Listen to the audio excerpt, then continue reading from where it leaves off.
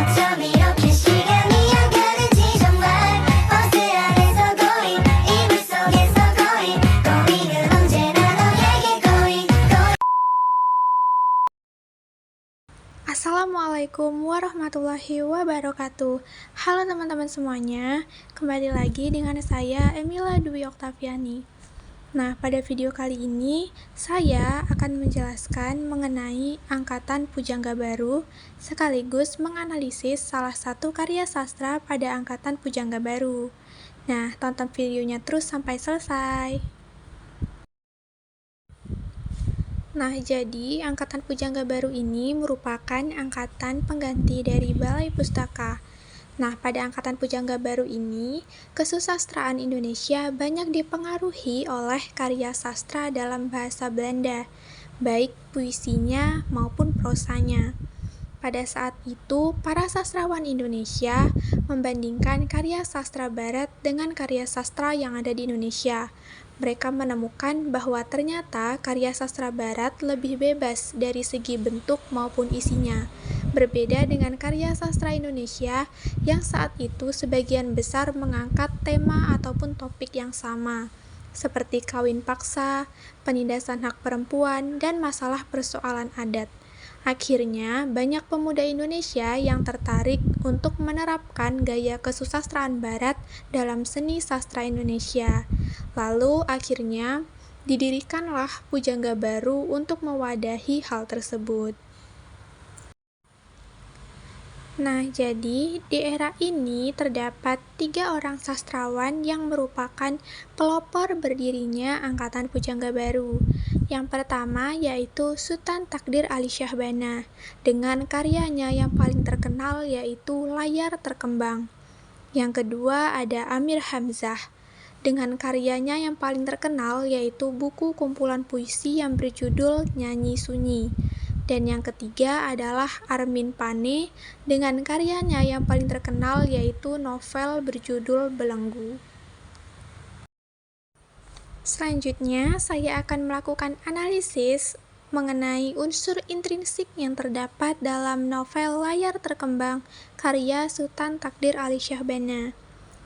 Nah, jadi novel ini itu berkisah tentang 2 gadis bersaudara yang bernama Tuti dan Maria.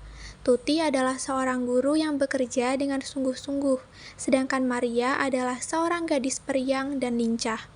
Sebagai gadis yang tergolong kaum muda, Tuti aktif dalam gerakan perempuan. Ia merasa berkewajiban untuk membela kedudukan perempuan di mata laki-laki. Selain itu, ia pun berjuang melawan hatinya yang tidak lepas dari sifat perempuan yang memimpikan suami dan menjadi seorang ibu. Kedua gadis tersebut akhirnya berkenalan dengan seorang pria bernama Yusuf, seorang mahasiswa kedokteran. Nah, pada awalnya Yusuf ini tertarik kepada Tuti, namun akhirnya ia menjadi kekasih dari Maria. Selanjutnya, saya akan menyampaikan hasil analisis saya tentang novel Layar Terkembang karya Sutan Takdir Ali Syahbana ini. Yang pertama yaitu tema. Tema dalam novel Layar Terkembang adalah mengenai perjuangan wanita Indonesia mencapai cita-citanya. Tema itu dapat dilihat dalam kutipan yang sudah saya cantumkan dalam video.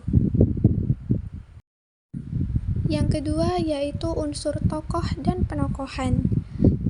Tokoh dan penokohan dalam novel ini yang pertama yaitu Maria, yang digambarkan sebagai seorang gadis periang dan lincah.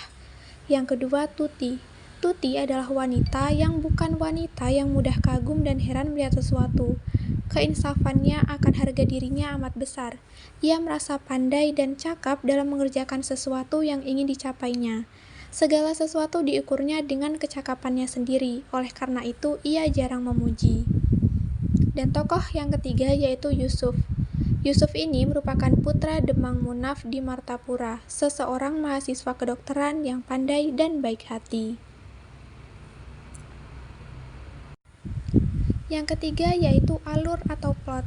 Alur atau plot yang terdapat dalam roman Layar Terkembang digambarkan melalui tahapan-tahapan. Yang pertama, tahap situasi. Yang kedua, tahap pemunculan konflik. Yang ketiga, tahap peningkatan konflik. Yang keempat, tahap krisis klimaks di mana masalah sudah benar-benar tinggi. Dan yang selanjutnya yaitu tahap klimaks di mana konflik mencapai tingkat intensitas tertinggi.